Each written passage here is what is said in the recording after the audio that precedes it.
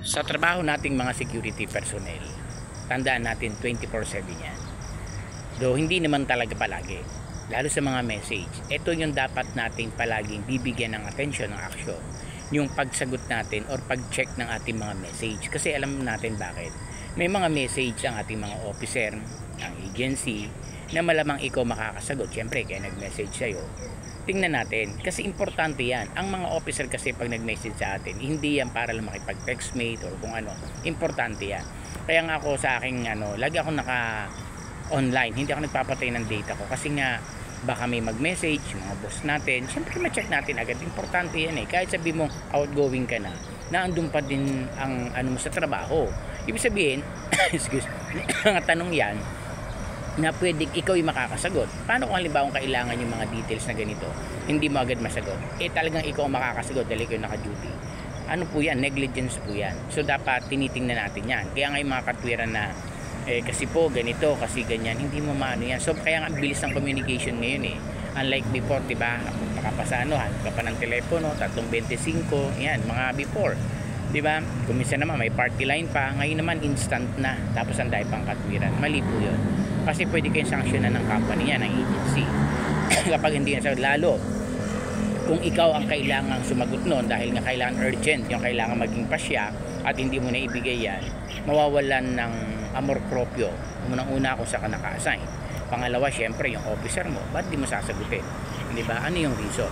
Hindi ba? So, check nyo kasi iba dyan, lalo pag kulang ang tao, isipin yan kasi baka padyutihin ako, kaya kunwari mag-aalipay na dapat po hindi ganun. Dahil kung sinasabi, yung mga nangyayari, yung mga kawalan, opportunity yan eh. Kasi, kunyari, walang tao, hindi madadagdagan yung income mo, di ba? Tapos hindi mo sasagutin. Ang mga reason kasi alam ko sir, day off ako ngayon. Yung mga reason nila. Oo, sinasabi natin rest day ka, pero may mga eventualities na pwedeng makancel yan. Kaya nga sinasabi ko, walang permanente.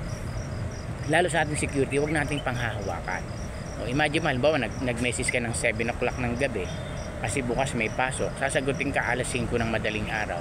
Yun, laki ng mali na doon. Kasi, bakit hindi mo nasagot samtang napakaaga? Imposibleng tulog ka na yan. Baka hindi ka nakarating sa bahay mo, nagbibiyahe ka.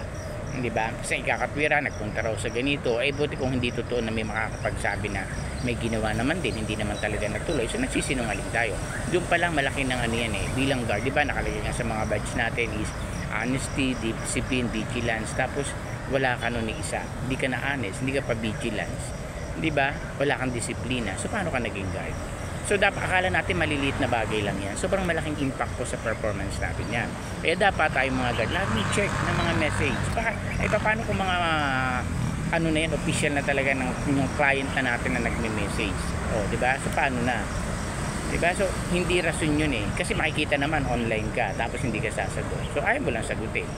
Diba? Talagang possible, alam mo na kulang. Alam mo, magme-message yan. Yan, lalo sabing, akala ko kasi dapat pag alam natin pong kulang, nagkakaroon tayo ng initiative. Kukusa tayo, sir, tuloy ba yung rest day ko kasi alam ko kulang tayo. Baka makancel. O, diba?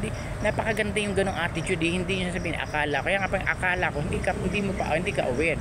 Yung word na akala, ibig sabihin, hindi ka sigurado. So, make it sure. Hindi ba, kahit sa'yo mo rest day kasi rest day ko bukas, ano ba, may problema ba? May ano ba, pwede ba ako makatulong or baka cancel yung rest day ko? At least alam ko, sir.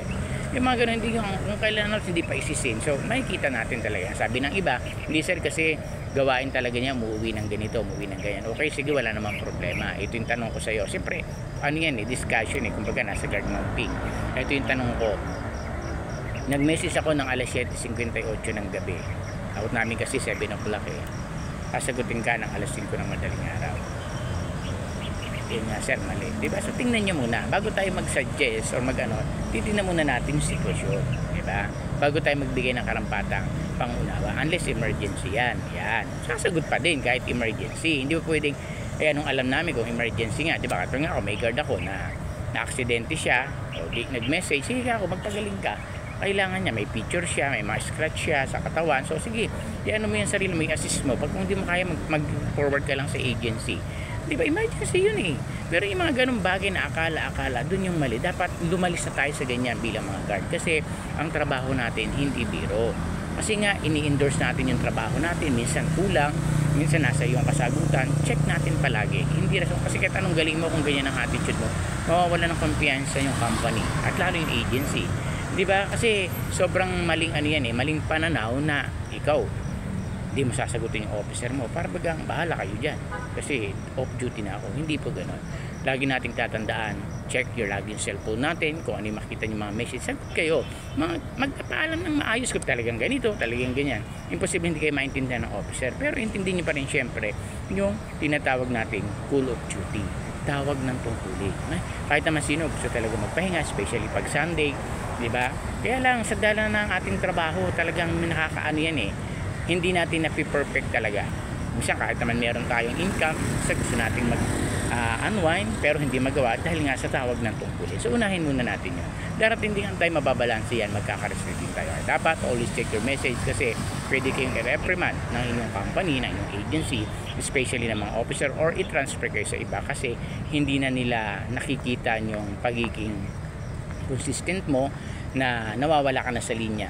Parang nagiging over familiarization na. Lalo pag bago kayo, hindi ko sinasabing pag bago gawin nyo to, ibig sabihin ipakita ninyo na deserve kayo na mag-stay dyan, at pag tumatagal dapat lalong lumalago, lalong lumayabong despite na maraming circumstances. Dapat ito yung instrument natin na lalo natin paigtingin yung husay natin bilang mga guard kasi ito yung hamon ng ating tungkulin.